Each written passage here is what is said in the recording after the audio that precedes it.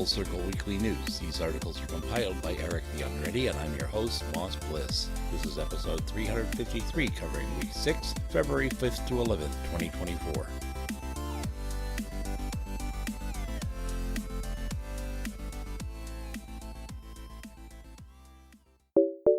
The Kubuntu Linux developers have announced work to transition the distribution to use the Calamares installer. Lubuntu and Ubuntu DDE have already switched from the official Ubuntu installer to the Calamares installer. The project also started preparation of the spring release of Kubuntu 24.04 LTS, which will be the last release based on KDE 5, and the start of a development of a test version with KDE 6, which will serve as the basis for the fall release of Kubuntu 24.10.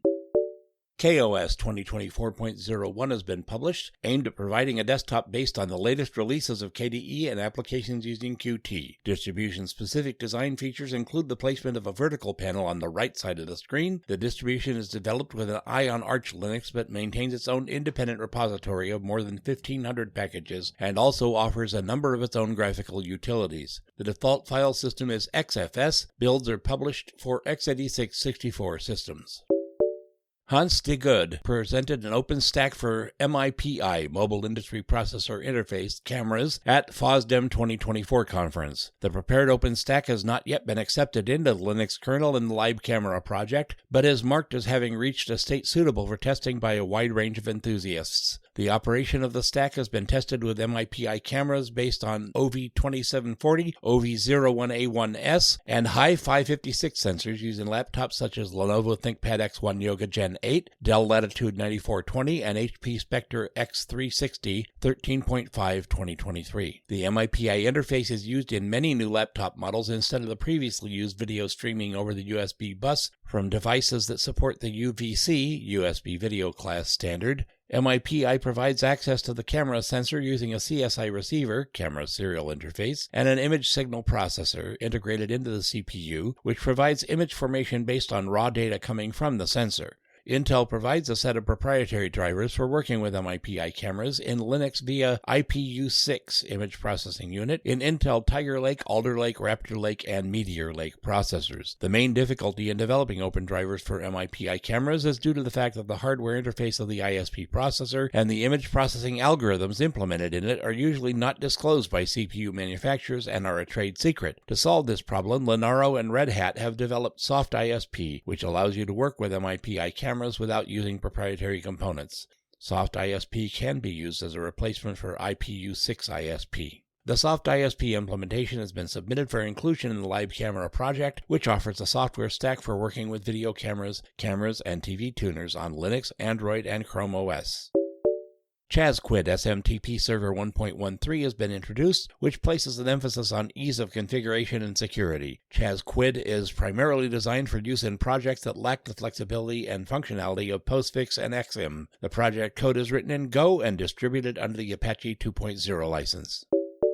Cisco has published the release of the free antivirus suite ClamAV 1.3.0. The project code is distributed under the GPLv2 license. The 1.3.0 branch is classified as regular, not LTS, updates to which are published at least 4 months after the first release of the next branch. The ability to download the signature database for non-LTS branches is also provided for at least another 4 months after the release of the next branch.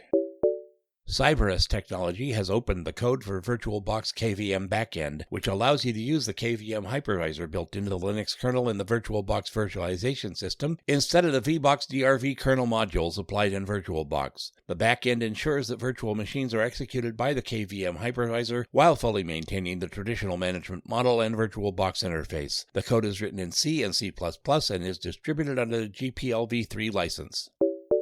The XFCE developers have announced plans related to add support for the Wayland protocol. The plan calls for implementing initial support for Wayland in the core components in XFCE 420 while maintaining support for X11. It has been decided that X11 support will not be discontinued in the foreseeable future. A Wayland-based session in XFCE 420 will cover the minimum required set of capabilities, and they intend to gradually add the missing functionality in future releases. They also plan to continue honing work in an environment based on the Wayland protocol call in already ported user applications. The decision to use the WL-Roots library in the Wayland environment instead of libmutter, developed by the Sway developers and providing basic functions for a Wayland-based compositor, remains unchanged. Applications that do not yet work with Wayland include XF Dashboard, XFCE4-Screen Shooter, XFCE4-Screen Saver, and XFCE4-Volume Depulse.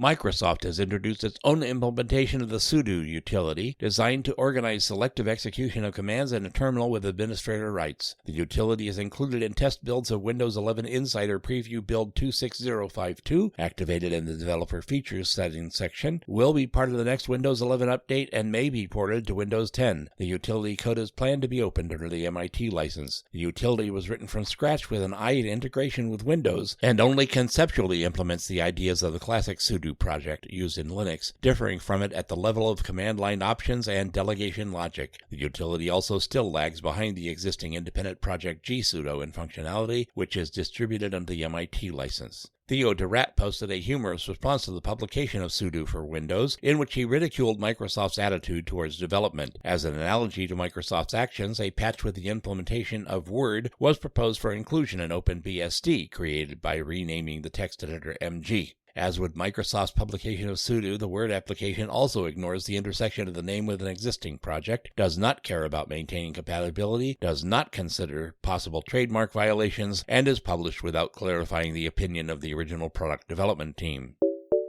Myth TV34 was released, allowing you to turn a desktop PC into a TV VCR Music Center photo album station for recording and watching DVDs. The project code is distributed on the GPLv2 license. At the same time, a separately developed MythWeb web interface for controlling the media center via a web browser was released. The Myth TV architecture is based on the separation of a back-end for storing or capturing video and a front-end for displaying and creating an interface. The front-end can work with several back-ends, which can be run both on the local system and on external computers. The functionality is implemented through plugins. The range of capabilities covered by the plugins is quite wide, from integration with various online services and implementation of a web interface for managing the system over the network to tools for working with a web camera and allowing video communication between PCs.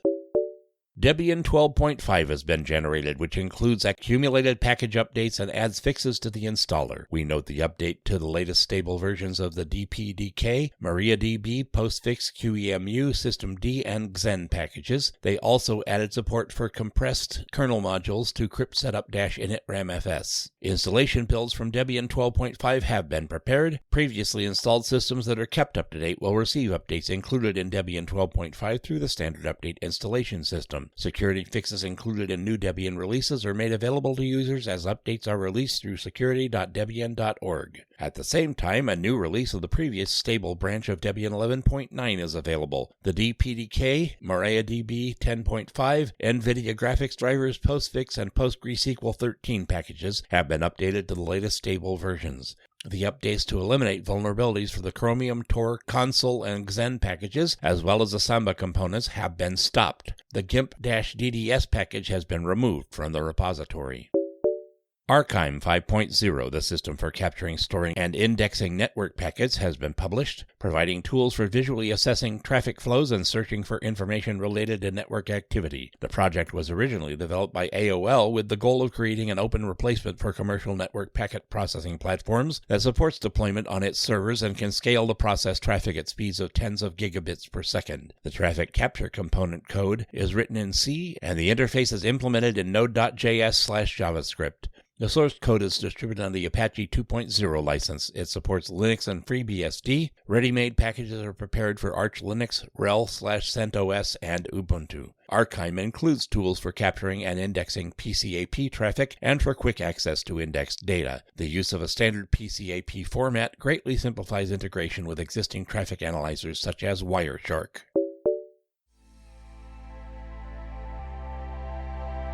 You've been listening to Full Circle Weekly News. For more details, see the next issue of the magazine at fullcirclemagazine.org or check the links in the show notes. You can contact me at bardmoss@pm.me. I'll see you next week.